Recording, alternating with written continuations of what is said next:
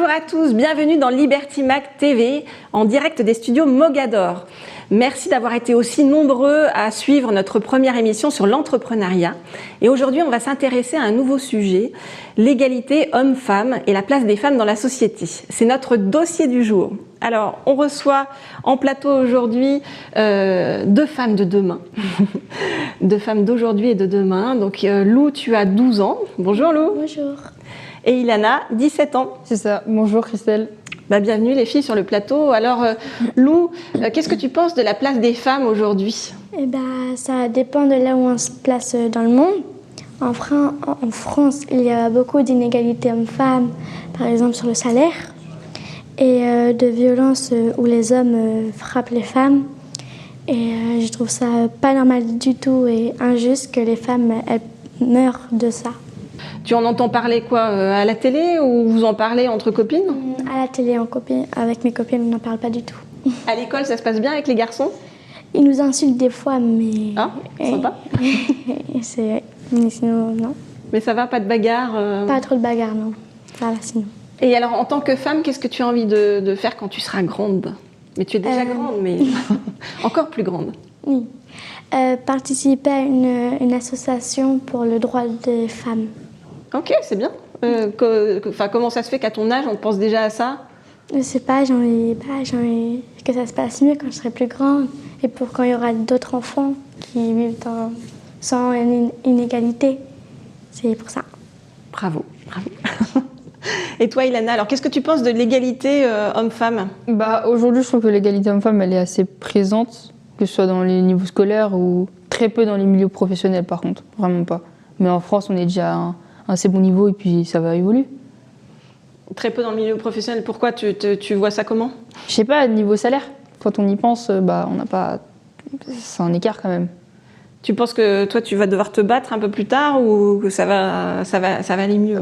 Pour le futur métier que je veux faire, c'est sûr que je vais devoir me battre pour me faire ma place parce qu'une femme dans ce métier-là, ça va être un peu pas mal vu, enfin j'espère, mais ça va être quelque chose de très rare en tout cas. Pourquoi? Qu'est-ce que tu veux faire comme métier? Journaliste sportif, on sait déjà... Il y a quand même pas mal de journalistes sportifs femmes maintenant. Oui, maintenant, mais avant, il fallait se faire un nom, et puis même maintenant, je pense qu'il faut toujours se faire un nom, surtout quand on est une femme.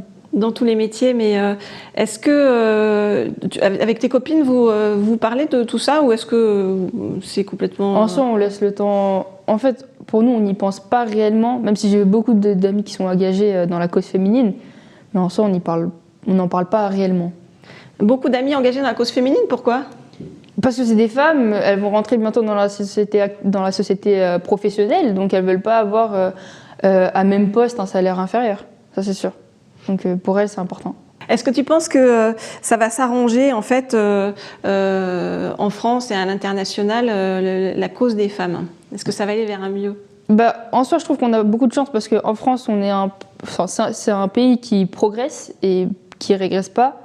Mais à l'échelle internationale, quand on sait que les États-Unis, c'est quand même le pays de la liberté, on va dire, et que le droit à l'IVG a été retiré dans plusieurs États, c'est sûr qu'on se demande si ça ne va pas régresser à l'échelle internationale. Si tu avais un conseil à donner aux femmes, ça serait lequel, toi? Travailler, c'est tout. Juste travailler et pensez pas à ce que les autres vont dire. Et toi, Lou, tu dirais quoi aux femmes? De se battre, parce que voilà. Pour leurs droits. Voilà. Merci beaucoup les filles. Alors je vais vous laisser aller suivre la suite de l'émission en coulisses parce que je vais recevoir là sur ce plateau 4 femmes et un homme pour parler de tout ça. Bonjour à tous et à toutes. Alors c'est un plaisir de vous recevoir sur ce plateau aujourd'hui. Virginie Calmels, bonjour. Bonjour.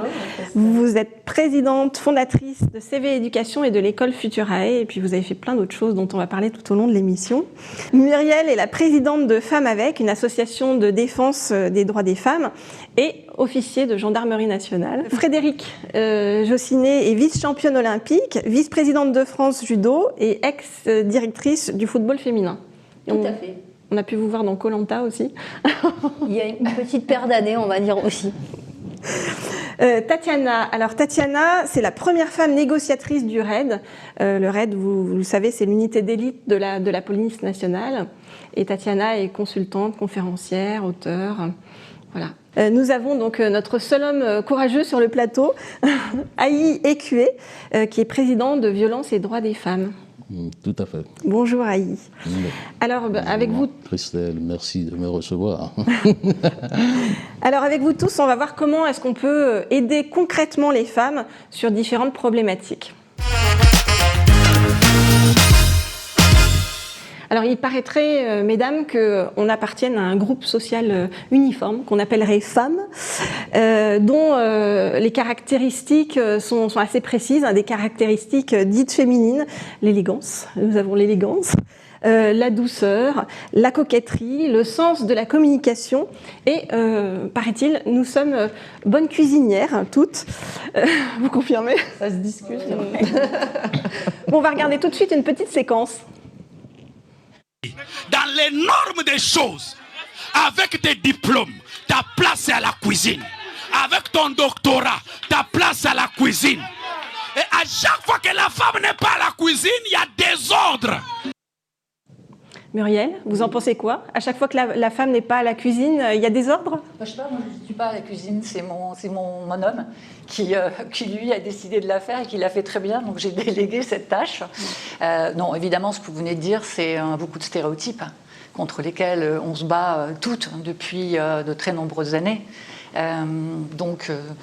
Voilà, enfin, je crois que les stéréotypes sont très en place. Vous savez, aujourd'hui, énormément de femmes mettent encore en place des stratégies d'évitement dans la sphère publique et dans la sphère privée.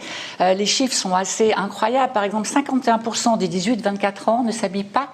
Des femmes de cet âge-là ne s'habillent pas comme elles le voudraient parce qu'elles ont peur des réactions et des attitudes des hommes. 76% des femmes encore aujourd'hui n'osent pas rentrer chez elles seules le soir.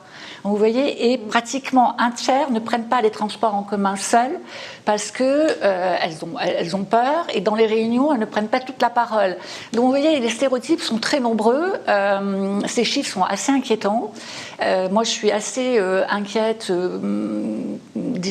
Par exemple, le dernier rapport du Haut Conseil à l'égalité qui vient juste de sortir sur le sexisme nous montre qu'il y a une vraie problématique. Il y a une vraie problématique sur les jeunes.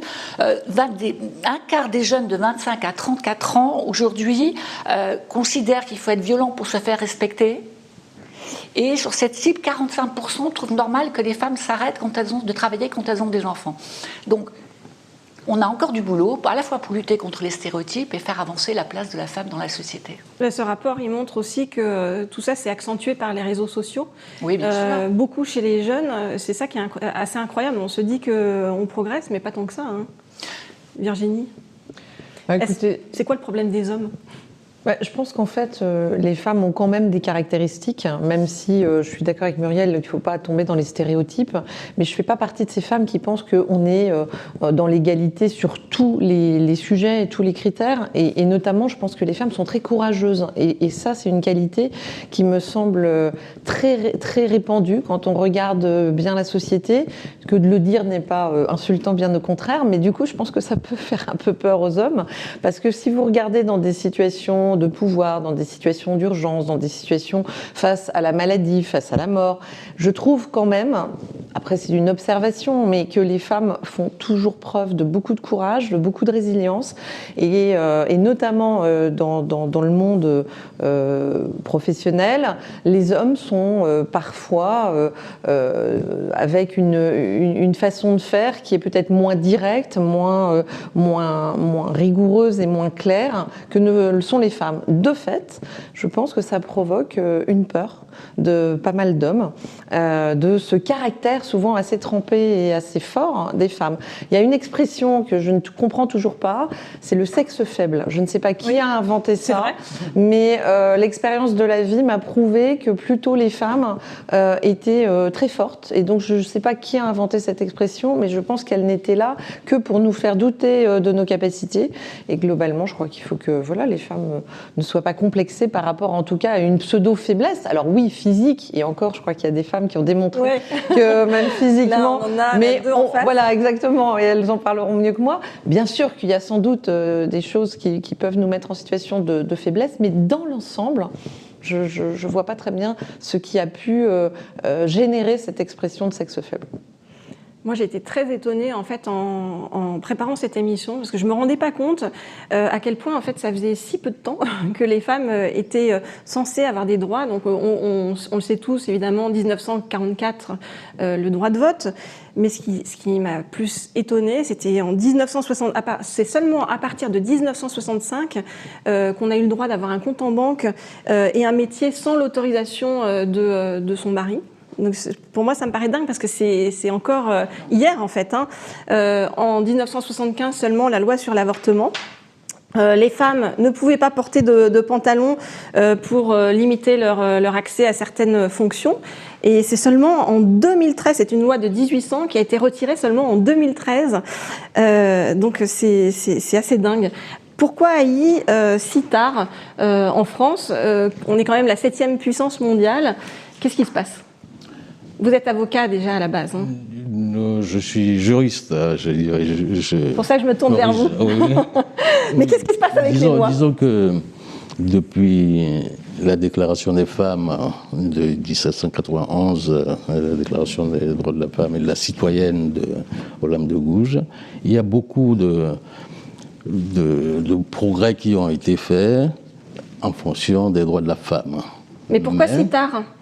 Pourquoi si tard? Je pense que les femmes, on a toujours évité, on a toujours barré le chemin aux femmes. Les hommes ont barré le chemin aux femmes? Pourquoi? Voilà, les lois n'ont pas été votées. Enfin, il y a eu des lois, il y a eu des modifications, des lois qui ont été introduites dans le Code civil sur le régime matrimonial et tout. Mais les vraies lois pour protéger les femmes des violences n'ont vraiment été effectives qu'à partir de la deuxième moitié du XXe siècle. On fait peur aux hommes? Non, ce n'est pas qu'on... Est-ce qu'on vous fait peur? Non, ce n'est pas que les femmes font peur aux hommes. De tout temps, il y a toujours eu cette inégalité entre femmes et hommes. Et d'ailleurs, quand on remonte en 1791, après la Déclaration des femmes et de la citoyenne, on a vu que tout de suite, il a été introduit dans le Code civil une loi de 1804 interdisant l'accès aux femmes et l'accès des femmes à certains droits. Donc, ce qui fait que le combat a été difficile, très difficile pour les femmes pour arriver à s'affranchir. Et on voit bien, quand on suit le processus de conquête des droits, on voit bien que ça n'a été effectif qu'à partir de 1965-1975, où vraiment... C'est ça. Voilà. Très tard. Donc, très tard. Alors, je ne sais pas si vous connaissez, là, autour de la table, la série Handmaid's Tale, où vraiment, en fait, dans cette série, on voit que c'est la dictature des hommes qui prend le pouvoir et on transforme les femmes en servantes, dont l'unique rôle est la reproduction. Bon, elle fait peur, cette série. On leur coupe, évidemment, leur compte en banque, etc. Elles n'ont plus le droit de travailler. Bon, heureusement, on n'en est pas là quand même. Et puis, de toute façon, on a de quoi se défendre autour de la table, puisqu'on a une femme colonel ici, on a une femme du RAID ici, on a une femme officier de gendarmerie ici, et nous avons une femme qui a su mater beaucoup d'hommes sur le terrain. Évoluer en fait dans un monde au code masculin. Tatiana, vous connaissez bien puisque vous êtes la première femme donc négociatrice du RAID. Est-ce que ça a été difficile pour vous de faire votre place dans cet univers d'hommes? Alors j'ai été la deuxième en réalité. Parce que Nathalie avait essuyé les plâtres un petit peu avant moi. Okay. C'est pas évident de faire ça. Même la deuxième. Hein. Oui, même la deuxième, oui, effectivement. Le seul officier féminin après pendant 13 ans, effectivement. Mais, faire sa place dans ces unités-là, c'est pas simple tout court. parce que ce sont des unités qui sont particulièrement exigeantes. Donc, dès qu'on y rentre, on se met naturellement une pression pour être au niveau des exigences que requiert l'unité. Et alors, une femme en particulier, oui, parce que elles sont arrivées très tard sur le terrain. L'unité a été créée en 2005. Et les premières femmes sont arrivées en 1985, pardon, et les premières femmes sont arrivées en 2002, notamment pour faire des binômes pour l'arrestation d'Ivan Colonna, parce qu'on s'était rendu compte que faire des binômes d'effectifs masculins, c'était pas très discret, surtout sur un petit territoire comme l'est la Corse. Et donc les premières femmes sont arrivées à ce moment-là, et notamment Nathalie à la cellule négo. Donc faire son entrée dans des univers qui sont composés à 99% d'effectifs masculins, c'est compliqué. Quand vous êtes une femme et que vous venez faire de la négociation, c'est d'autant plus compliqué parce que quand vous négociez, les autres n'interviennent pas. Donc on est un peu perçu comme les empêcheurs de tourner en rond. Et être une femme, quand vous faites de la négo et que vous êtes officier, donc potentiellement vous avez un pouvoir de commandement, vous rajoutez une troisième contrainte. Donc non, évidemment, c'est pas simple. C'est pas simple, mais j'ai envie de dire que tout dépend. Alors, il y a les codes de l'unité, il y a ce que l'on accepte aussi quand on rentre dans ces unités-là qui sont particulièrement compliquées. Et puis, il y a votre non négociable, c'est-à-dire que qu'est-ce que vous permettez à vos collègues. Voilà, c'est-à-dire, qu'est-ce que vous acceptez? Alors, qu'est-ce qu'on accepte? On accepte qu'on puisse arriver dans un monde qui est a priori pas le nôtre sur le papier parce qu'on n'y a pas forcément été invité. C'est-à-dire qu'il faut vraiment aller chercher sa place dans ces unités-là parce qu'il y a beaucoup de... Encore une fois, il y a beaucoup de candidats, très peu d'élus, et on ne veut surtout pas... L'unité était assez claire sur le sujet, elle ne voulait pas de femmes, parce que ça venait vraiment... C'était affiché. Oui, c'était d'ailleurs, on me l'a dit au moment du recrutement, on ne veut pas de femmes sur ces sélections-là. Bon, l'histoire, on a décidé autrement, mais donc là, c'est... Sur quels critères, en fait, on dit on ne veut pas de femmes? Alors, je pense que les débuts de Nathalie avaient été un peu compliqués. L'acceptation des femmes, en fait, dans l'unité était compliquée. Je pense que l'unité n'était pas totalement mature pour recevoir des femmes. Et la population féminine, c'était compliqué, d'introduire des femmes dans ce milieu-là, en tout cas de leur laisser s'épanouir correctement. Donc, pour calmer un peu l'unité, l'idée c'était de se dire qu'on allait recruter probablement un officier masculin. Voilà, donc faire sa place, c'est pas simple. Et encore une fois, il y a votre non négociable, c'est-à-dire qu'il y a des choses que vous pouvez largement accepter, comme les chahuteries, qui passeraient peut-être moins bien maintenant, clairement. Les chahuteries, ça veut dire que on est venu vous chercher. Alors moi, je ne vous dirais pas ce qu'on m'a dit quand je suis arrivée, parce que politiquement, c'est pas très correct. Mais bon, quand je suis arrivée, on m'a dit c'est bon, maintenant on va pouvoir ouvrir une crèche, par exemple. Oui, première chose. Alors je vais quand même ouvrir des guillemets. On m'a dit t'es pas la première gonzesse à venir nous péter les couilles. Je referme les guillemets. Voilà. L'annonce, l'accueil était un peu rude, mais et encore, c'est pas que c'est de bonne guerre, mais on peut comprendre en fait. Il y a aussi, on va vous tester aussi sur votre capacité à être là dans un environnement particulièrement masculin, parce que quand vous candidatez pour des unités comme celle-ci, il ne faut pas s'attendre à ce que ce soit à tendre derrière, parce que sur le terrain, les individus que l'on a en face de nous ne prennent pas de pincettes, donc le petit baptême du feu, c'est déjà l'acceptation dans l'unité, voir comment ça se passe. Et puis après, sur le terrain après, c'est la meute qui se met en place. C'est-à-dire que vos collègues, il n'y a plus de sujet, l'ennemi, il est en face. Donc après, tout le monde est derrière vous. Donc il faut juste tenir sur cette phase-là où on se dit, je suis là, je vais arrêter de m'excuser d'être là parce que j'ai passé mes tests comme tout le monde. Il n'y a pas de barème homme-femme quand on passe ces sélections-là. Vous en avez même fait un livre pour expliquer ça, justement. Et puis pour montrer que si la police se féminise, aujourd'hui c'est toujours assez compliqué dans les groupes d'intervention, et même les femmes s'autocensurent. Oui, il y a une vraie part d'autocensure de la part des femmes à postuler pour ces postes-là, parce que l'unité a la notoriété qu'elle a. C'est volontaire d'afficher la difficulté de ces métiers, des compétences que ça requiert, ça c'est pas le sujet, parce que n'importe qui se prépare, qui veut faire ce métier quand on est policier et qu'on veut rentrer en groupe d'intervention, si on se prépare, on a la même chance que tous les autres candidats de pouvoir y accéder. Mais c'est vrai que je crois que ce qui pourrait beaucoup aider aujourd'hui les femmes à présenter davantage ces postes-là, c'est de désacraliser un peu cet aspect de l'intervention. Évidemment, ce sont des métiers durs, ce sont des métiers particulièrement difficiles et engageants sur plein de terrains. Mais pour autant, si on est motivé, si on s'y prépare, et si on a conscience en fait de ce à quoi on peut s'exposer, n'importe laquelle d'entre nous peut y arriver, bien sûr.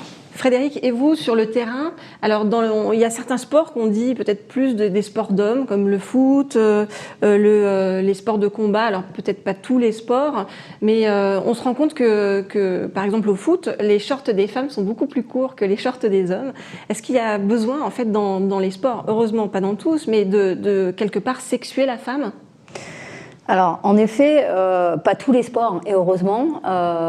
D'ailleurs, avec le judo, en tout cas quasiment tous les sports de combat, on est, dès le plus jeune âge, traité à égalité et à parité et à équité avec les petits garçons, la gente masculine, en tout cas les athlètes masculins, puisque on porte tous un kimono ou un judogi suivant les arts martiaux ou les sports de combat, qui est de couleurs peut-être différenciées, mais ça c'est voilà, ça va, c'est les règlements. C'est rose et bleu. Mais par contre, il n'y a pas de différenciation vestimentaire pour la pratique de la discipline.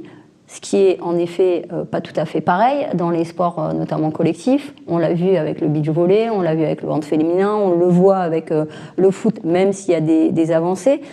Ça, c'est un peu, j'allais dire aussi, des problématiques de rayonnement du sport en question via les partenaires, via qui amènent aussi des ressources économiques supplémentaires, via aussi la diffusion de la discipline.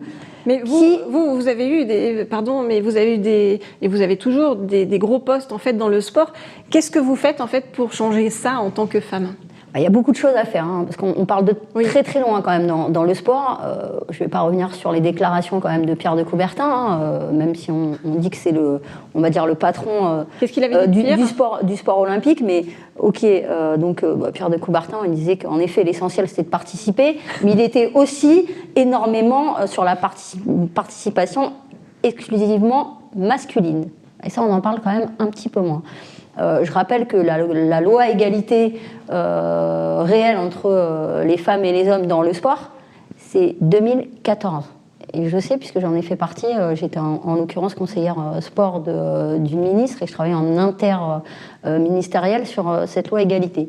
Et je peux vous dire que sur le travail qui a été fait sur la loi égalité 2014, on a interrogé, je ne vais pas dire tous, mais quasiment la totalité des présidents, il y avait très peu de femmes, il y en a toujours très peu d'ailleurs, de fédérations, fédération de loi 1901, tous me disaient la même chose, nous disaient la même chose, c'est impossible d'avoir, c'est même pas l'égalité à 50%, c'est pas la parité, mais un pourcentage de femmes dans les comités exécutifs ou les boards des fédérations supérieur à ce qu'ils avaient, à savoir des fois 0. Mais nous, dans cette émission, on voit bien tous les problèmes, mais on est beaucoup sur les solutions, et les solutions aussi du concret, du quotidien, même au-delà de la politique ou de la philosophie, on va dire. Qu'est-ce que vraiment, dans le concret du quotidien, on peut faire et que vous avez fait, par exemple ? Déjà, c'est s'engager, c'est donner un sens à ce qu'on fait. C'est ce que moi, j'ai essayé de faire, en tout cas, c'est ce que j'ai fait à travers mes différents postes. C'est développer la discipline. La première chose, c'est rendre accessible toute pratique sportive. Les garçons y ont le droit, donc les filles, bien sûr, quelle que soit la pratique. Mais c'est vrai aussi pour les garçons qui vont aller plutôt vers des disciplines dites féminines. Donc c'est des questions d'équité et d'égalité. C'est encadrer la pratique aussi bien qu'on le ferait pour les garçons. C'est l'accueil de qualité. Je vous donne un chiffre, ou en tout cas une sensibilité. 2/3 des équipements sportifs n'ont pas de vestiaire féminin ou de toilettes pour les féminines. Ah oui, ça c'est fou. Ça c'est essentiel. Moi, quand je suis arrivée en tant que directrice du football féminin, on avait quand même une Coupe du Monde à la maison en 2019. Toutes les infrastructures qui appartiennent aux collectivités, quand même, la plupart, pas de vestiaire pour les féminines, ou des fois un seul, dans un petit recoin, dans un préfabriqué. Comment voulez-vous que les parents qui amènent les enfants soient dans une relation et un encadrement de confiance quand il n'y a pas de vestiaire, par exemple? C'est très important ce que vous dites parce que en fait c'est au niveau général, au niveau des infrastructures et des équipements, on se rend compte que la plupart du temps ils ont été pensés par les hommes pour les hommes, on va dire. Hein. Et il y avait un livre qui s'appelait Femmes invisibles qui attirait justement l'attention là-dessus. Je ne sais pas si vous avez remarqué par exemple au niveau de la température, si les femmes ont froid très souvent dans les bureaux, pourquoi? C'est parce qu'en fait la température des bureaux est réglée sur le métabolisme des hommes. Pareil pour la sécurité routière, je ne sais pas si vous êtes au courant, mais il y a plus de femmes qui sont susceptibles d'être blessées lors d'accidents. Pourquoi? Parce que les tests de sécurité qui sont faits sur des hommes d'1,77 m pesant 76 kg. Voilà, et puis au niveau, un autre exemple également, c'est sur les médicaments. Il y a des femmes qui vont avoir plus de risques, de mal réagir à certains médicaments. Pourquoi? Eh bien parce que les tests scientifiques sont effectués sur des hommes. Frédéric, tu seras un homme, ma fille, c'est ça? Bon, en plus, moi, j'ai un petit garçon. Oui, donc, Pablo. Ouais, j'ai un petit Pablo. Alors, c'est vrai que on va dire que on parle souvent hein, quand on défend la place des femmes dans la société, on parle souvent de combat. Mais c'est vrai, c'est un combat de tous les jours. On le voit avec les lois qui tardent quand même à être votées, à se mettre en place. On parlait de politique tout à l'heure. Moi, je suis persuadée que malgré tout, sans les lois en France, hein, je parle vraiment de la France, il n'y a pas d'avancée possible pour la place de la femme et la situation de la femme en France. Alors en effet, j'ai envie de vous dire au départ, quand on m'a dit que j'attendais un petit garçon, finalement, j'étais presque un peu contente parce que je me suis dit que c'était quand même plus simple. Ça, c'est la réalité. Encore aujourd'hui, c'est-à-dire que c'est la réalité. Il ne faut pas oublier que en 2004, seulement en 2004, a été votée une loi sur l'égalité salariale. En 2004. Mais c'est ça, c'est extrêmement récent. C'est incroyable. Ouais. Je suis passée de sportive au monde du travail. On parle souvent de reconversion, moi je dirais plutôt de deuxième vie. Et c'est une grande chance. C'est vrai que c'était dingue. Pour les mêmes postes, et je suis très transparente, que ce soit en cabinet ministériel, que ce soit à la Fédération française de football, j'étais directrice. Non, je n'avais pas le même salaire que mes homologues masculins. Pourtant, il y a une loi, donc ça veut dire qu'ils sont hors la loi. Justement, on va en parler parce qu'on a bien compris que la place des femmes, de façon générale, était encore assez fragile dans un monde très masculin. Alors, qu'en est-il dans les entreprises ?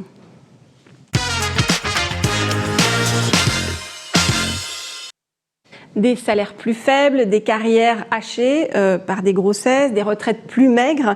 On a des chiffres, hein, plus 16% d'écart de salaire, ça c'est entre hommes et femmes, 42% d'écart de salaire au sein d'un couple, 40% d'écart de retraite, ce sont les chiffres INSEE.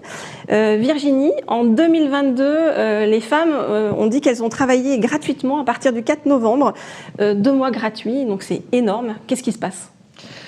On voit bien qu'il faut continuer, vous venez de le dire très bien, hein, à lutter pour l'égalité. Alors moi j'aime bien dire à travail égal, salaire égal, oui. Mais pas non plus, et je pense que ça nuirait à la cause des femmes, que de remplacer une injustice par une autre injustice. On voit bien que les lois ont mis beaucoup de temps à se mettre en place, qu'il y a eu énormément d'injustices et beaucoup de femmes l'ont ressenti, c'est-à-dire qu'elles considéraient qu'elles avaient vraiment ce fameux plafond de verre, hein, c'est-à-dire qu'on leur empêchait l'accès à des postes à responsabilité. A contrario, moi je fais partie de ces femmes qui pensent que, voilà, pour toutes les raisons évoquées précédemment, les femmes sont au mérite et donc elles méritent d'avoir des responsabilités, elles méritent d'avoir confiance en elles méritent d'avoir une très belle évolution, mais qu'il ne faut pas forcément trop forcer le trait. Pourquoi ? Parce que j'ai très peur du retour de balancier. C'est-à-dire que je pense qu'à un moment donné, c'est formidable de promouvoir des femmes, c'est formidable, moi je crois à l'exemplarité. Vraiment, je crois à ça. Je pense que vous êtes un exemple pour plein de jeunes femmes qui du coup vont se dire tiens, pourquoi pas moi, pourquoi je n'irai pas au raid, parce que finalement pourquoi je ferais pas du judo, exactement. Je crois plus à ça. Il y a eu une loi sur la féminisation des conseils d'administration.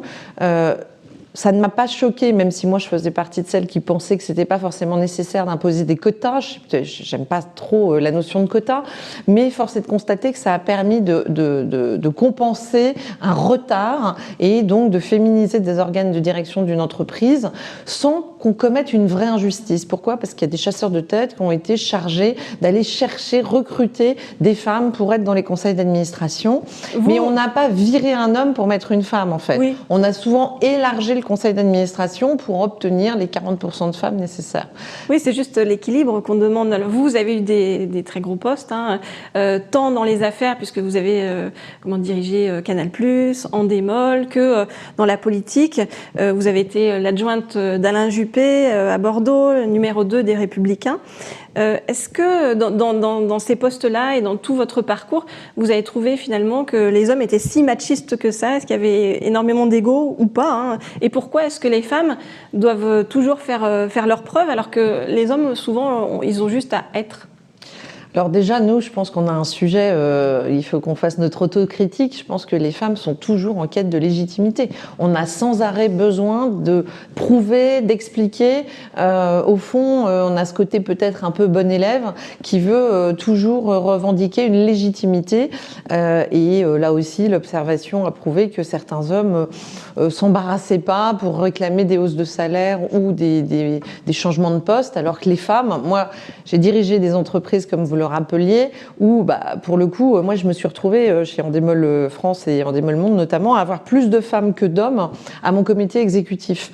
Non pas parce que j'avais fait du forcing, simplement parce que j'avais suivi la méritocratie et en disant finalement c'est elles qui ont les meilleurs profils et au bout d'un moment je m'étais rendu compte qu'on était beaucoup plus nombreuses autour de la table et qu'il y avait de moins en moins d'hommes. Moi je crois vraiment à l'égalité des chances, je pense que c'est ça qu'il faut promouvoir. Je crois à l'équité, je crois à la justice.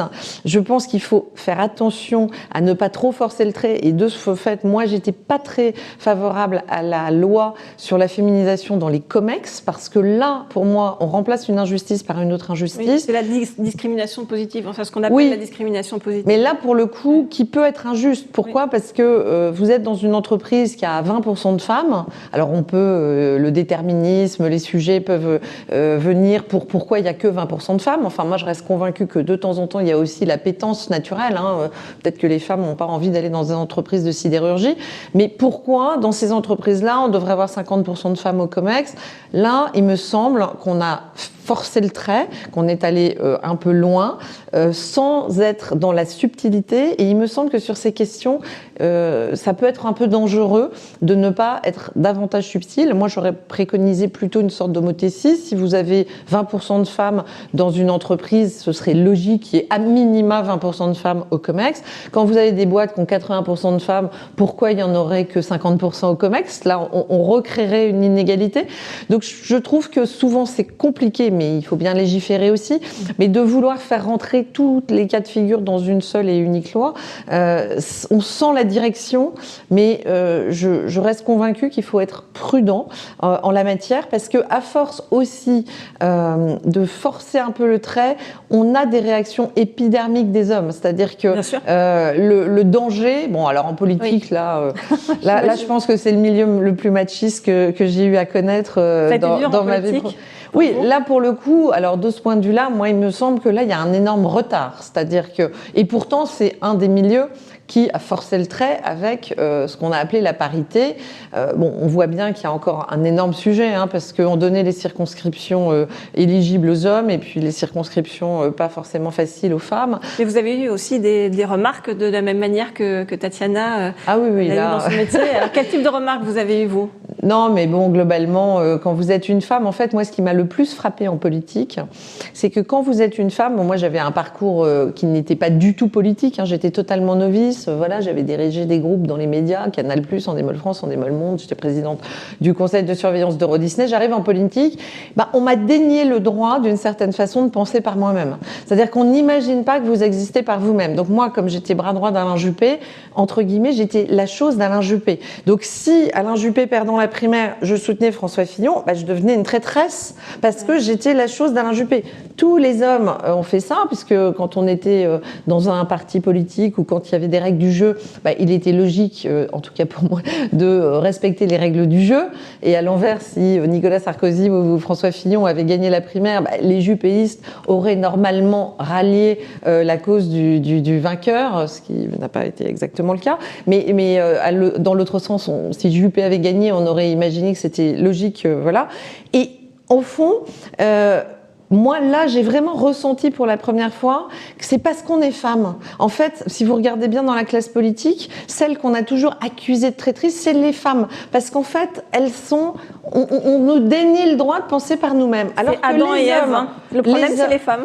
Oui, puis quelque part, on est ramené à la condition de la chose ou le bras droit, mais on n'existe pas en tant que tel. Et là encore, moi j'avais tout à apprendre en politique et j'étais totalement novice, mais j'avais quand même fait 2-3 choses avant et j'avais éventuellement, en l'occurrence moi j'étais plutôt de tendance libérale économique, j'avais donc une pensée propre, enfin j'espère, et du coup après, oui, je faisais partie d'une équipe, mais pourquoi on dénierait le droit aux femmes de penser par elles-mêmes, alors que pour les hommes, alors là, il n'y a aucun sujet. Alors, pourtant, en politique, là, c'est le règne de la trahison. Donc, mais ça pose finalement beaucoup moins de problèmes. Moi, je me rappelle de Valérie Pécresse, qu'on a appelée Valérie traîtresse. Enfin, vous voyez, je n'ai jamais entendu ça sur des hommes, alors que franchement, en politique, on a vu aussi des revirements, voire des retournements de veste qui sont quand même légion.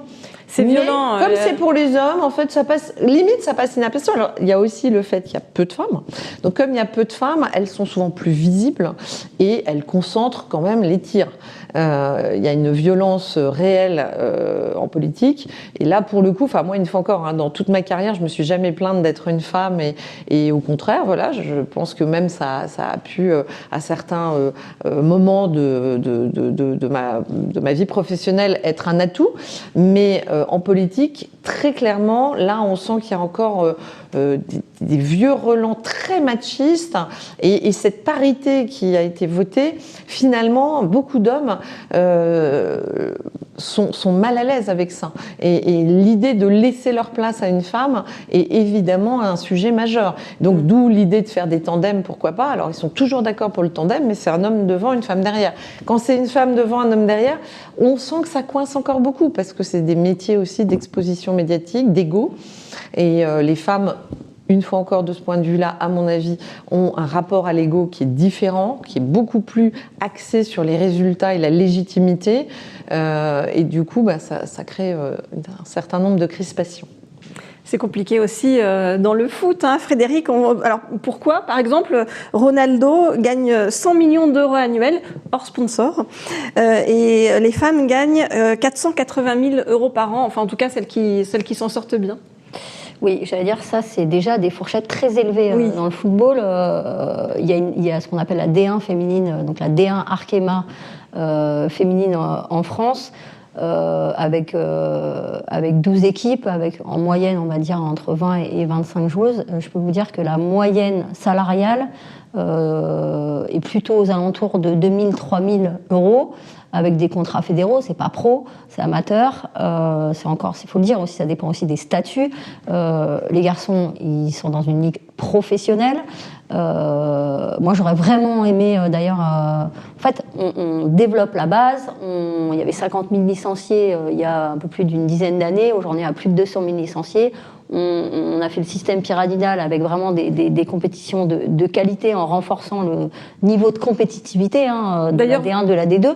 Du coup, normalement, ce qui devrait se passer, c'est qu'il y ait aussi plus de ressources économiques, plus de croyance, de confiance dans ce football féminin, mais c'est valable aussi pour tous les autres sports, sport-co féminins notamment. Et depuis votre passage d'ailleurs en tant que directrice du football féminin, le nombre de licenciés EES a été multiplié par 3 en 4 ans. Tout à fait. Donc c'est faisable. Hein. Bien sûr que c'est faisable. Après, il faut s'en occuper, il faut s'engager. Il faut aussi avoir des moyens suffisants pour le développer, on l'a dit, pour le structurer, pour l'encadrer, pour le rendre visible. Le rayonnement, c'est ce qui fait aussi qu'à un moment donné, quand un sport féminin rayonne à travers notamment les médias, la presse écrite, la presse régionale, les droits aussi télé, ça apporte normalement évidemment plus de visibilité et donc potentiels sponsors ou partenaires vont venir, on va dire, l'accompagner, ce sport féminin, évidemment, plus de ressources économiques. Et donc, du coup, on va pouvoir indirectement, augmenter les salaires des femmes. Créer d'abord un statut. Aujourd'hui, des statuts pro, des statuts, on va dire, de sportives, d'athlètes féminines spécifiques suivant les disciplines, et évidemment plus de ressources économiques pour les sportives. Aujourd'hui, le nerf de la guerre, aujourd'hui, il est quand même là. Est-ce qu'un jour on arrivera déjà, est-ce que la question qu'on doit se poser, c'est est-ce que c'est bien aussi que le football, les joueurs touchent autant d'argent? Aujourd'hui, ça c'est une question. Et est-ce qu'on y arrivera? Très honnêtement, je n'y crois pas. Vous ne croyez pas au fait qu'on arrive à réduire cet écart? Par contre, de réduire l'écart en continuant de l'encadrer, de le structurer et de l'accompagner, oui, et c'est même vital, même pour la discipline. Mais encore une fois, c'est vrai pour le football, mais c'est vrai pour, je vais dire, 90%, 99% des sports pratiqués au féminin dits de haut niveau, amateurs ou professionnels. Et puis, je voudrais revenir sur quand même ce que disait Virginie. Oui, moi j'ai aussi fait un peu de politique quand même dans un cabinet ministériel. C'est très violent. Vous avez été conseillère de la ministre Fournéron? Exactement, j'étais conseillère spéciale sur femmes et sport, donc la loi égalité, on l'a dit, sur le sport féminin, exactement, le sport féminin, l'accompagnement aussi à l'arrêt de carrière, donc on va dire la deuxième vie, mais aussi on parle souvent de double projet. Moi, c'est plutôt accompagnement de vie tout court, en fait, parce qu'il y a aussi des sportifs qui sont mamans ou qui veulent le devenir, donc c'est un accompagnement spécifique. Donc il y a plusieurs, c'est pas double projet, c'est souvent triple projet, voire plus que ça, dans un environnement familial. Mais en effet, ce qui m'a marqué dans ce passage, c'est et pourtant le football, enfin on l'a compris aujourd'hui, c'est pas simple non plus. Hein. C'est très politisé aussi, avec beaucoup de pouvoir et beaucoup d'argent. Mais le monde politique, il y a une violence qui, moi, pourtant j'ai un sport de combat, hein, qui m'a marquée, notamment envers les femmes, mais y compris dans les cabinets ministériels, où il y a beaucoup d'hommes aussi, hein, donc c'est quand même les petites mains aussi qui travaillent derrière, et qui accompagnent la politique des ministres. C'était assez incroyable, ça m'a vraiment choquée sur le moment. Oui, il y a eu des lois aussi pour accompagner, entre guillemets, et permettre aussi à des jeunes générations, entre guillemets, de venir aussi dans le monde politique, avec aussi on en parlait tout à l'heure, de vrais rôles modèles de la part des femmes. Oui, il faut des femmes ministres, oui, des femmes premières ministres, des femmes secrétaires d'État, etc.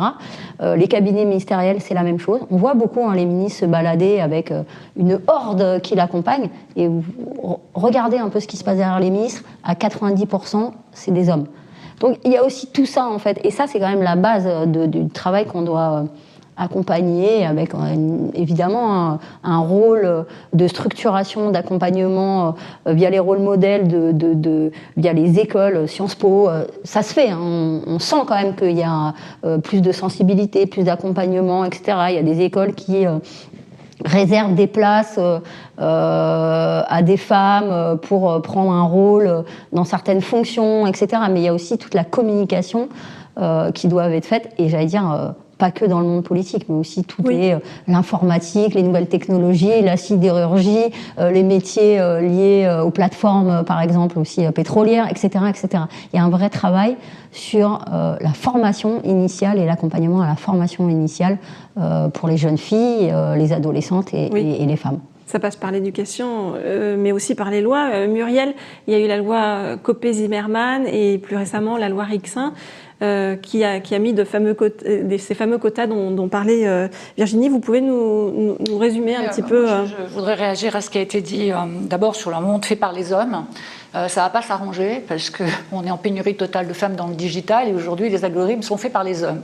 Donc on est en train de construire aujourd'hui des générations d'avancées technologiques, d'intelligence artificielle conçues par des hommes, alors que je rappelle juste, nous sommes majoritaires aujourd'hui, enfin les femmes représentent une population très majoritaire par rapport aux hommes. Donc il serait temps qu'on pense aussi un peu à nos préoccupations et à nos attentes.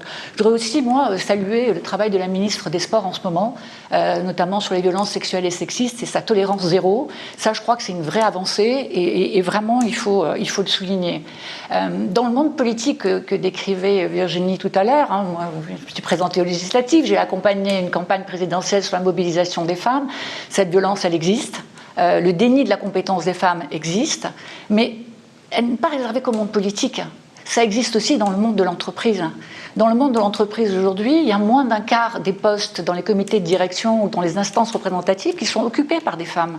Donc, si vous voulez, les résistances qui sont en place de la part des hommes sont très fortes. Elles se modifient quand ils sont au contact des femmes, notamment dans les boards aujourd'hui, la façon dont les femmes gèrent les risques, les analyses des risques par exemple, leur façon de se comporter en conseil, modifie profondément la façon dont les hommes les regardaient et les regardent aujourd'hui. Mais il faut se battre parce que ça n'a jamais été simple. Et moi, je suis tout à fait pour les quotas. Alors, dans le monde professionnel, dans ma première partie de vie professionnelle, où j'ai aussi dirigé des entreprises, les choses se sont faites assez facilement. On m'a proposé ces jobs comme on te les a proposés. Et sûrement, on nous les a proposés pour nos compétences. Mais ce n'est pas le cas partout. C'est-à-dire que des femmes compétentes, il y en a plein. Quand on entend en politique, mais il n'y a pas de femmes parce qu'on ne les trouve pas, mais franchement, comment peut-on dire ça encore aujourd'hui? C'est faux. Il y a des femmes qui veulent aller en politique. Alors, pas toutes, parce que c'est difficile. Il y a des contraintes énormes. C'est vrai que diriger une boîte du CAC 40, c'est faire l'impasse aussi sur sa vie personnelle et sa vie familiale. Mais c'est un choix qui nous regarde. C'est-à-dire qu'à partir du moment où une femme postule et où une femme dit « je veux rentrer en politique » ou « je veux occuper un job à responsabilité dans une entreprise », c'est son choix, c'est sa responsabilité. Mais c'est pas toujours simple, hein, Virginie, là-dessus. Je sais qu'avec des postes à haute responsabilité, ça a été très compliqué pour vous sur le plan personnel. Je dis toujours, nous les femmes, on n'a pas de femmes à la maison. Si on regarde, moi mes homologues masculins, quand je dirigeais des grands groupes, ils avaient souvent pour tous une femme. Et pour beaucoup d'entre eux qui ne travaillaient pas et qui élevaient les enfants et qui remplissaient le frigidaire et qui alors que nous, on est multitâches. Donc déjà, ça crée une différence.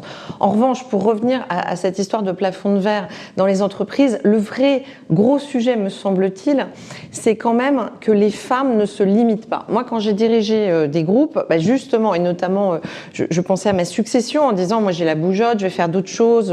La preuve, j'ai arrêté complètement une vie professionnelle très dense pour aller en politique. Je voulais qu'il y ait des femmes qui me succèdent, et donc j'ai au contraire poussé des femmes à candidater, mais c'est qu'elles ne voulaient pas. Et c'est pour ça qu'il n'y a pas que... Il y a des peurs. Il y a les deux cas de figure. Il y a les hommes qui, à certains moments, peuvent faire barrage, mais moi, c'est pas tellement ça que j'ai vu, en tout cas dans ma carrière à moi, c'est mon expérience professionnelle.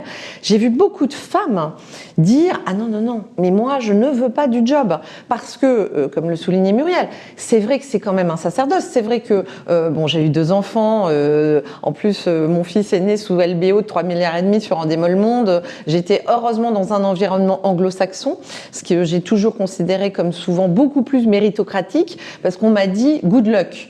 Bon, c'était très clair, c'était soit tu délivres et il n'y a pas de problème, soit tu délivres pas, de toute façon on te changera, mais tu peux être enceinte. En France, on est moins dans un environnement méritocratique, on est souvent dans un environnement plus politique, et du coup, on évite d'imaginer qu'une femme va tomber enceinte dans un poste à responsabilité, donc peut-être que ça peut faire des barrières à la nomination de femmes.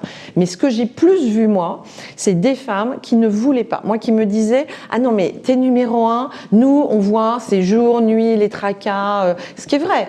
Alors moi j'ai souvent poussé les femmes à être ambitieuses en disant, je vais vous dire, la chance que j'ai eue moi, c'est d'accéder très tôt au plus haut niveau de responsabilité. Du coup, je n'avais à demander à personne l'autorisation d'aller chez le pédiatre. Et vous avez votre maman aussi qui était là. Oui, moi j'ai eu la chance d'avoir une maman qui a beaucoup pallié mes absences vis-à-vis de mes enfants. Et c'était mieux qu'une nounou. Bon, j'avais aussi des nounous, mais une maman, on se sent moins culpabilisé parce que globalement, c'est la grand-mère et donc pour les enfants, on se sent déculpabilisé. Et j'ai eu cette chance-là. Mais ce qui est certain, c'est qu'il y a, à mon sens, au-delà des méchants hommes qui barrent la route aux femmes, il y a surtout à bien donner aux femmes suffisamment confiance en elles pour justement candidater aussi et, je dirais, devenir plus ambitieuses. Moi, j'ai vu des femmes qui se disaient vraiment, qui se limitaient en disant « je ne vais pas arriver à gérer ». Et c'est moi qui leur disais, mais pas du tout, je t'ai vu en situation de responsabilité, je t'ai vu avoir 1, 2, 3 enfants. Là aussi, c'est vraiment super d'avoir une femme supérieure hiérarchique. Enfin, moi, je l'ai vu, toutes les femmes qui sont venues dans mon bureau, limite en pleurant, disant je suis enceinte. Moi, je leur disais, c'est génial, c'est le plus beau moment de la vie, t'inquiète pas, tu retrouveras ton boulot quand tu vas revenir. Et moi, je sais que c'est possible puisque je l'ai vécu. C'est souvent les hommes qui ont peur d'une femme enceinte et qui se disent, oulala, comment elle va gérer. Les femmes, elles savent qu'on gère. Donc, en fait, les femmes aident les autres femmes souvent, mais il faut que ces femmes se rendent compte qu'au fond, il ne faut pas qu'elles se limitent. Alors, ça a d'autres inconvénients, c'est évident. Et moi, je lutte un peu contre la super photo qu'on nous explique, on peut tout réussir, sa vie professionnelle, sa vie de famille. Bon, c'est pas tout à fait vrai. Quand vous regardez toutes les femmes en situation de responsabilité à très haut niveau, elles ont en général un parcours personnel qui n'est pas si linéaire, qui est assez chaotique. D'abord parce qu'il y a des hommes qui supportent pas. Donc ensuite, le tableau merveilleux, moi je le connais pas, en tout cas sur un certain niveau de responsabilité. Ou quand ça existe, on est tout ultra admiratif parce que c'est très rare. Voilà. Donc c'est vrai, sans vouloir être négatif, je pense que il y a quand même une petite contrepartie et je peux comprendre aussi que des femmes, à un certain moment, fassent le choix de privilégier leur vie de famille, de privilégier l'éducation des enfants, de se mettre peut-être un peu au second rang vis-à-vis de leur mari. Mais c'est un choix de vie. Et moi, je suis libérale et je pense qu'il faut garder cette liberté. Je pense qu'il faut qu'il y ait des modèles pour toutes les femmes. Il y a celles qui vont choisir de prendre une position vraiment de leadership dans leur carrière. Mais il y en a d'autres et il ne faut pas les montrer du doigt non plus parce que je pense que dans la société, c'est très utile aussi d'avoir des femmes qui font le choix de rester à la maison ou d'élever leurs enfants ou de combiner, mais sans vouloir accéder à des postes forcément à très haute responsabilité pour avoir un équilibre de vie peut-être plus simple, en fait, tout simplement. Il y a des sujets aussi assez terribles. On voit par exemple qu'en 1989, il y a eu 14 femmes assassinées à Polytechnique Montréal. Je ne sais pas si vous en avez entendu parler, enfin Tatiana, oui. Mais pourquoi elles ont été assassinées? Elles ont été fusillées par un homme, en fait, tout simplement parce qu'elles voulaient devenir ingénieures. Donc il les a fusillées une à une contre le mur en disant vous êtes toutes des féministes et je hais les féministes. Et ça n'a été reconnu que 30 ans plus tard, en fait, comme un attentat antiféministe. Alors bon, des choses comme ça, assez terribles, vous avez dû en croiser pas mal sur votre chemin aussi, Tatiana. Est-ce que vraiment, par exemple, à votre niveau, il y a eu des hommes qui ne voulaient pas négocier avec vous parce que vous étiez une femme? J'ai pas eu le cas. J'ai pas eu le cas. Alors on s'est évidemment posé la question, mais on a très vite déculpabilisé avec ça, c'est-à-dire qu'on se pose la question et on anticipe en fait les stratégies qu'on va mettre en place au cas où ça devrait arriver. Je donne un exemple sur le phénomène de radicalisation. Beaucoup de voix se sont élevées pour dire que les individus radicalisés ne s'adressaient pas aux femmes, par exemple. Et c'est intéressant d'avoir ce point de vue-là, sachant que dans les groupes d'intervention en France, il n'y a que nous en personnel féminin et que comme on ne l'avait pas exploré sur le terrain, c'était intéressant de savoir d'où ça venait en fait. C'est-à-dire que si on ne va pas explorer ces sujets-là, on ne peut pas le savoir. Donc, et le fait est que ça n'a jamais été un sujet. Pourquoi? Parce que ce qui compte pour votre individu, votre interlocuteur, c'est la crédibilité de la personne qui est en face de lui. Et nous, on fait en sorte que ce ne soit pas une question de genre, mais simplement de est-ce qu'aujourd'hui la personne que j'ai en face de moi elle a cette capacité à répondre à ce que je demande, et c'est là-dessus en fait qu'on va mettre le point d'attention. Et quand bien même ça marcherait pas ou on aurait cette option, je ne veux pas parler parce que vous êtes une femme, on aurait de toute façon utilisé un point de vue stratégique pour ne serait-ce que proposer peut-être autre chose, mais on ne se le serait pas interdit. Donc ça, par contre, il y a beaucoup d'hommes, je crois, qui prennent leurs femmes en otage. Ouais. Ça, vous avez eu beaucoup de cas comme ça? Oui, alors ça s'explique assez rapidement, c'est-à-dire que les femmes font très peu de bruit, c'est-à-dire que quand elles mènent une action pour obtenir un résultat. Donc elles vont pas faire de publicité sur ce qu'elles sont en train de faire, elles vont très peu être candidates à l'appel au secours qui va attirer du monde pour pouvoir se faire entendre, c'est-à-dire qu'elles vont aller à l'essentiel et elles vont faire ce qu'elles ont à faire. Et souvent, c'est plutôt l'entourage qui va prévenir et c'est l'intervention de la police qui va stopper ou qui va figer une situation. Donc on a très peu de candidates et on a énormément évidemment d'hommes qui prennent en otage effectivement leurs épouses. Muriel, quand on a discuté un petit peu ensemble, on parlait aussi des promotions canapé. Et vous m'avez dit que résister au pouvoir des hommes puissants, c'était pas forcément facile parce que parfois quand on résiste, les portes se ferment. Les promotions canapé, je ne sais pas très bien ce que ça veut dire. Vous faites peut-être référence à l'affaire PPDA ou aux affaires de violence dans le milieu des médias. Il y en a eu pas mal dans le milieu des médias, mais c'est de dire qu'en fait certains hommes utilisent leur puissance et que après c'est compliqué par exemple de grimper dans une société si on refuse certaines choses. Ça on l'a constaté. On l'a tous vécu on l'a constaté dans l'affaire que je viens de citer par exemple. Il y a des dysfonctionnements partout. En tout cas, si vous voulez lutter contre les violences, qu'elles soient sexistes, sexuelles, domestiques, économiques, celle dont parlait Virginie tout à l'heure, c'est une réalité. On doit effectivement accompagner les femmes dont certaines ne peuvent pas quitter le domicile conjugal parce qu'elles n'ont pas de compte bancaire, parce que leur mari a piqué les papiers, les passeports, les cartes d'identité, qu'elles sont dans une emprise totale, une dépendance totale, et que donc leur perte de jugement, leur perte d'autonomie s'est mise en route et s'est construite. Il faut 7 aller-retour à une femme pour quitter un conjoint violent. Je dis femme parce que 90% des violences sont faites aux femmes. Aujourd'hui, dans le monde, encore, une femme sur 3 est victime de violences. Il y a beaucoup de stéréotypes dans les entreprises encore au niveau des hommes et des femmes. Et évidemment, il y a un sujet bien plus sensible dont on va parler, ce sont les violences faites aux femmes. Alors, on a le décès d'une femme tous les 3 jours à peu près. On a des agressions évidemment dans les lieux publics, des harcèlements sexuels en milieu professionnel, des petites filles qu'on mutile. Donc, c'est l'horreur dans la vie de beaucoup de femmes. Muriel, vous nous parliez de la situation internationale avec une régression des droits des femmes. Une femme sur 3 est victime dans le monde. 650 millions de femmes et de filles actuellement en vie ont été mariées avant leurs 18 ans. Les estimations, c'est 4 millions de plus dans les 2 prochaines années. 28% des victimes de traite sont des enfants et on estime à plus d'1 milliard le nombre d'enfants victimes de violences dans le monde. Donc vous voyez, la situation internationale, elle est quand même pas terrible. Et quand on regarde dans les 193 États qui composent le monde, combien de femmes les dirigent? Il y en a simplement 10. 10 qui sont chefs d'État et 13 chefs de gouvernement. Donc là aussi, peut-être que si des femmes étaient à la tête de ces pays, il ne se passerait pas ce qui se passe. Je pense que si on avait des femmes à la tête de l'Afghanistan ou de l'Iran, jamais la situation des femmes ne serait celle qu'elle est dans ces pays-là, où c'est totalement dramatique. À partir de 6 ans, on ne peut plus faire d'études, on doit porter la burqa, le voile intégral, on ne peut pas se déplacer seul, on ne peut pas conduire une voiture, dès qu'on sort, on doit être accompagné. On n'a même pas le droit de mendier, alors qu'en Afghanistan, 80% de la population est sous le seuil de pauvreté et n'a rien à manger. Donc vous voyez, c'est terrible, cette régression, comme la régression sur l'avortement. Les droits fondamentaux des femmes qui sont remis en cause. Il y a des pays aujourd'hui, des États aux États-Unis, même après un viol ou un inceste, vous ne pouvez pas avorter.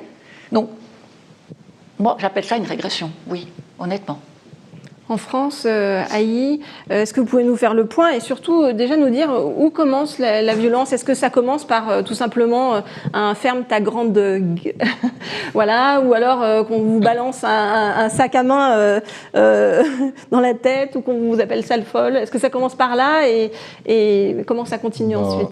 On ne peut pas dire que ça commence par ferme ta gueule. C'est tout un climat qui dans lequel s'inscrit la violence.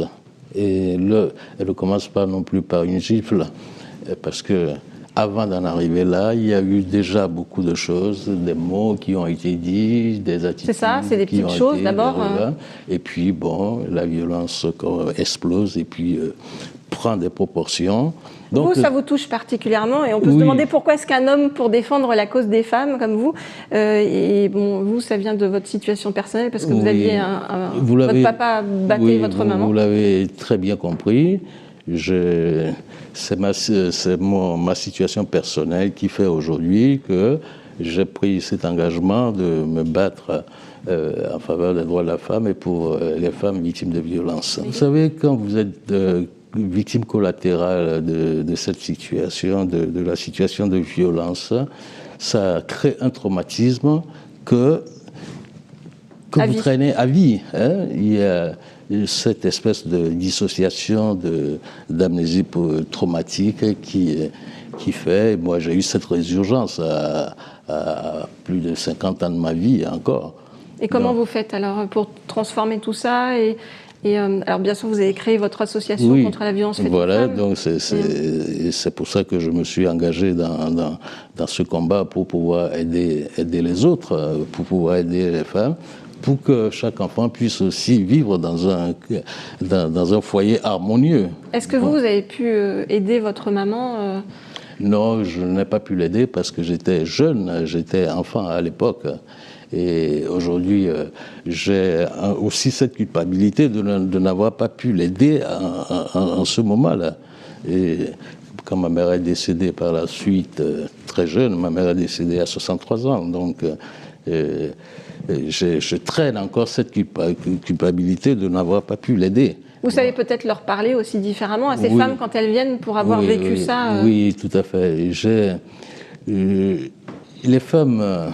Et les victimes qui m'interrogent se confient aisément à moi. Elles me disent « parce que le fait que vous êtes un homme, vous pouvez mieux comprendre la situation ou anticiper ce qui va arriver. » Et je ne sais pas si je dois le prendre pour un compliment. Muriel, quand on est une femme battue, d'abord, est-ce qu'on sait qu'on est une femme battue? Et ensuite, qu'est-ce qu'on fait? Quels sont les premiers gestes à avoir pour s'en sortir? 230 000 victimes de violences intrafamiliales par an en France aujourd'hui, 90 000 violences sexuelles et sexistes par an. Est-ce qu'on sait qu'on est une femme battue? On met beaucoup de temps à le comprendre. Surtout dans le domaine des violences psychologiques. Il faut beaucoup de temps pour comprendre qu'on a été manipulé. Les agresseurs sont très forts. Ils ont des techniques de manipulation qui sont absolument merveilleuses. Il y a d'ailleurs une série en ce moment qui est très très bien faite là-dessus, sur les violences psychologiques, qui s'appelle Bad Sister. Je vous invite à la regarder. J'ai fait les 8 épisodes hier soir en me disant que franchement c'était extrêmement bien fait. Donc les chiffres on les a, les analyses on les a faites. Maintenant ça fait plus de 5 ans depuis le Grenelle, depuis MeToo. Enfin on a quand même vachement progressé, énormément progressé sur l'analyse. Mais comment on fait maintenant justement après l'analyse? On a compris une chose d'abord, c'était qu'il fallait absolument former les forces de l'ordre, parce que les violences ne sont pas des violences comme les autres. Il ne s'agit pas d'un sac à main ou d'une violence ou bien. C'est des violences qui mettent les femmes, qui sont à 90% victimes, dans des conditions de comportement qu'on peut ne pas toujours bien évaluer, ne pas comprendre. Je parlais des 7 allers-retours. Donc aujourd'hui, tous les gendarmes sont formés. 100% des forces de gendarmerie ont été formées à la compréhension du cycle de la violence, que la violence est un cycle. Ça n'arrive pas comme ça par hasard. Il y a des signaux faibles et puis ensuite le cycle se met en place. La lune de miel, les premières tentatives, le pardon, je ne recommencerai jamais. Le bouquet de fleurs. Voilà, et on recommence. Et c'est systématique. Donc aujourd'hui, les forces de l'ordre sont formées, les policiers le sont également, davantage. Moi, je pense qu'il y a un effort magistral à faire auprès des magistrats. Pardonnez-moi l'association de ces deux mots. Oui, mais du coup, quand on est une femme battue, donc on va d'abord voir les gendarmes, la police. Alors, quand on est une femme battue, déjà, il faut se rendre compte qu'on l'est. Il faut accepter, effectivement, de se reconnaître comme une victime, ce qui n'est pas simple. Ensuite, alors 80% des femmes ne portent pas plainte dans le cas de violences intrafamiliales et 90% de femmes ne portent pas plainte dans le cas de violences sexuelles. Par peur de représailles par plein de peurs, parce que d'abord il faut accepter qu'on est victime de violence. Ensuite, il faut faire l'effort d'aller dans un commissariat ou une gendarmerie. Peu de femmes savent que, par exemple, que les dépôts de plainte peuvent se faire hors gendarmerie et hors commissariat. Aujourd'hui, on peut porter plainte dans un hôpital, on peut porter plainte dans d'autres lieux. La gendarmerie se déplace. Donc, si vous voulez, il y a tout ce process-là qui est extrêmement compliqué. Cette acceptation qui est difficile. Il y a aussi le fait que les condamnations sont très faibles et très mineures. Oui. Seuls 0,6% des viols donnent lieu à une condamnation. C'est-à-dire qu'il n'y a pas de peine exemplaire. C'est-à-dire qu'il n'y a pas de prison ferme. On peut sortir... Il peut y en avoir, mais quand je vous dis que c'est seul 0,6%, 3 affaires sur 4 sont classées aujourd'hui. Donc, si vous voulez, il y a 40% des femmes qui osent demander de l'aide. Donc, elles se tournent souvent vers les associations, comme la vôtre et comme la mienne. Nous, on les écoute, on les dirige vers des compétences, parce que, si vous voulez, il y a 3 sujets quand on est victime de violence. Il y a le logement, où est-ce que je vais ? Comment je réussis à partir? Comment je fais avec mes enfants qui sont scolarisés? Comment je récupère mon autonomie financière? Parce que souvent, elles sont dans une dépendance financière. Soit elles sont dans une dépendance psychologique, soit elles sont dans une dépendance financière. Donc il faut les accompagner psychologiquement, c'est ce que l'on fait. Et puis il faut les accompagner juridiquement aussi. Parce qu'un dépôt de plainte mal rédigé, une ordonnance de protection mal rédigée, un recueil de preuves non effectif ne peut pas donner lieu à des condamnations. Donc si vous voulez, il faut que les femmes soient absolument accompagnées. Les solutions, on les connaît aujourd'hui. Par exemple, aussi, il y a la solution qui consiste à former, éduquer les auteurs de violences. Il y a des centres qui ont ouvert en France, il y en a près de 30 aujourd'hui. On constate que ces hommes qui sont confrontés à leurs actes, à la violence de leurs actes, les taux de récidive chutent à 30%. Un homme va aller de lui-même, en fait, on peut le lui recommander et on peut le lui conseiller, ou on peut aussi, dans un processus de rééducation, conseiller à ces hommes d'aller dans ces centres-là. Donc si vous voulez, aujourd'hui, c'est une question de moyens. Aussi, beaucoup. Il faut davantage de moyens. Il faut des tribunaux spécialisés. Parce que quand vous êtes victime de violence, répéter votre histoire 4 fois, 5 fois à des interlocuteurs différents, c'est épouvantable. Le recueil des preuves, il est très difficile. Il faut aller à l'hôpital. Il faut retrouver les signes physiques du viol. Et puis, il y a la honte aussi, la culpabilité. Pourquoi je ne m'en suis pas sortie? Pourquoi je n'ai pas résisté? Il y a tous les stéréotypes sur la croyance des femmes. C'est-à-dire que la plupart des gens pensent qu'un viol, c'est des cris, c'est une résistance. Non, on peut être en état de sidération. 80% des victimes connaissent l'auteur. Ce n'est pas quelqu'un qui vous agresse dans la rue. La plupart du temps, c'est votre conjoint, quelqu'un de votre famille. Donc vous voyez, il y a aussi cette remise en cause de la sphère familiale quand ça vous arrive chez vous. Le rapport à l'enfant. Dans les associations comme les vôtres, on a compris, donc on est aidé juridiquement. Il y a des psychologues aussi, j'imagine, qui suivent les femmes. Et après... Après, il faut accepter d'accompagner les femmes, de respecter leur rythme, parce qu'il y a un rythme de l'acceptation. Et puis ensuite, il faut que le process juridique, le recueil de la parole doit être optimisé, c'est ce que je disais avec la formation. Et puis, il faut que la justice suive derrière. Il y a aussi une aide d'urgence de l'État qui Alors, il y a une aide d'urgence qui a été votée dernièrement, qui devait être sous la forme d'un prêt ou d'un don. Finalement, ça sera sous la forme d'un don. Financier. Donc, en fait, c'est une aide financière pour les femmes battues. Bon, qui est une avancée. Voilà, je dirais comme ça. Mais pas suffisant. La première avancée, c'est la prise de conscience et la décision de partir, et la décision de retrouver une autonomie. Et ce n'est pas simple. Franchement, c'est une problématique très compliquée, les violences. Mais on a fait le constat, on a des outils. Il faut améliorer les outils et il faut aussi peut-être durcir, comme l'a fait l'Espagne, si vous voulez, sur le processus législatif. Et puis alors, pour terminer, c'est un problème d'éducation. Oui. C'est un problème d'éducation. 62% des jeunes sont confrontés à la pornographie avant le lycée. Donc, ils se construisent des modèles de référents et des référents d'une relation sexuelle et affective qui sont absolument terribles. On est loin du romantisme, oui. Non, mais ça, le romantisme, chez les jeunes, franchement, on peut vraiment en parler. On pourrait faire une émission que là-dessus. Donc, si vous voulez, les premières relations sexuelles des adolescents aujourd'hui sont souvent assez violentes. Leur imaginaire affectif, sexuel, est très différent de celui que l'on avait du romantisme. Donc il faut absolument que dans les classes, dans le plus jeune âge, on explique ce que c'est que l'égalité homme-femme, on explique ce que c'est que le consentement. Vous voyez, en Espagne, il y a une loi sur le consentement aujourd'hui. Alors vous allez me dire, c'est très difficile à faire appliquer. Ben non, parce que le consentement, c'est je dis oui. C'est pas que on entend encore en France certains hommes vous dire, oh, mais quand une femme dit non, c'est qu'elle veut dire oui. Ben non, quand une femme dit non, ben c'est non. Cette éducation au consentement, cette éducation au respect, c'est une des clés de sortie des violences. Moi, j'ajouterais juste un point par rapport à ce que vient de dire Muriel, c'est que ces violences faites aux femmes, moi je préside la fondation We Care qui lutte contre les violences faites aux femmes, c'est dans tous les milieux. Et ça, c'est vraiment un point fondamental. Parce et beaucoup pour les femmes fortes aussi, souvent. Hein. On se dit que finalement, il faut être faible. Elles sont souvent victimes de violences qui peuvent être aussi des violences psychologiques. Souvent, violences faites aux femmes, on pense évidemment les coups, Muriel vient parfaitement de le décrire.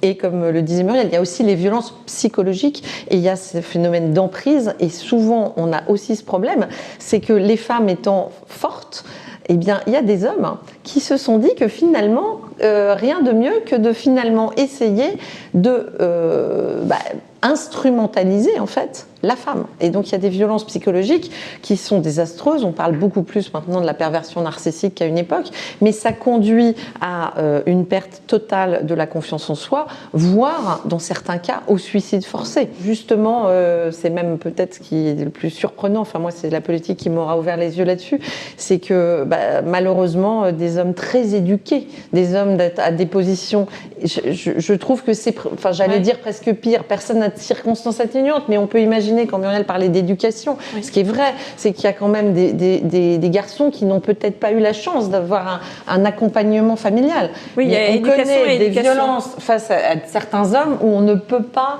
leur trouver des circonstances atténuantes, de manque d'éducation, de manque de code, de manque de connaissance même de la loi, et qui pourtant l'enfreignent. Énormément de personnes âgées sont victimes de violences. Des personnes handicapées sont victimes de violences. Donc ça touche tout le monde, toutes les catégories sociales. Moi, je vois au sein de mon association, j'ai des femmes avocats, j'ai des femmes pilotes d'avion, j'ai des femmes parfois magistrats. Enfin, le phénomène de l'emprise, c'est un phénomène terrible qui atteint profondément, qui vous atteint sur vos structures intimes profondes, d'analyse de situation et de sortie de situation. Merci beaucoup à tous et à toutes. Merci d'avoir participé. Et puis surtout, on tient à dire qu'on n'est pas contre les hommes. Hein. Non, c'est un problème sociétal. Mais on a bien besoin sûr de résoudre hommes et femmes ensemble. Voilà. C'est très important. Moi, j'ai 2 frères, 2 fils, donc j'aime beaucoup les hommes et j'essaye de bien les éduquer. Je pense que tous à cette table, c'est important et que tout passe par l'éducation, c'est bien ce qu'on a dit. Hein. Et que finalement, on doit arriver à être partenaire et à salaire égal. Alors, on va se quitter sur le clip d'Estelle Meyer, que vous devez connaître, qui est actrice, chanteuse et qui joue dans la série 10%, qui a fait donc son clip À toutes mes sœurs pour les femmes.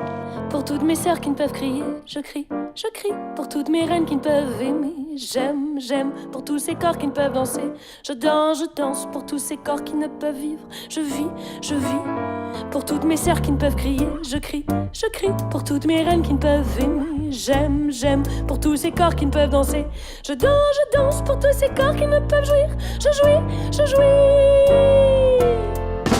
Tout sorti d'un ventre, d'un sexe de femme, tout sorti d'un utérus de dame. Nous sommes vos mères, vos sœurs, vos femmes, inayant complément d'âme. Ras-le-bol d'avorter, que des filles, ras-le-bol de cacher ses chevilles. Nous naissons toutes nues et belles, ras-le-bol de croquer la pomme, on sort pas d'une putain de côte de l'homme. Pour toutes mes sœurs qui ne peuvent crier, je crie, je crie. Pour toutes mes reines qui ne peuvent aimer, j'aime, j'aime. Pour tous ces corps qui ne peuvent danser, je danse. Pour tous ces corps qui ne peuvent vivre, je vis, je vis. Pour toutes mes sœurs qui ne peuvent crier, je crie, je crie. Pour toutes mes reines qui ne peuvent aimer, j'aime, j'aime. Pour tous ces corps qui ne peuvent danser, je danse. Pour tous ces corps qui ne peuvent jouir, je jouis, je jouis.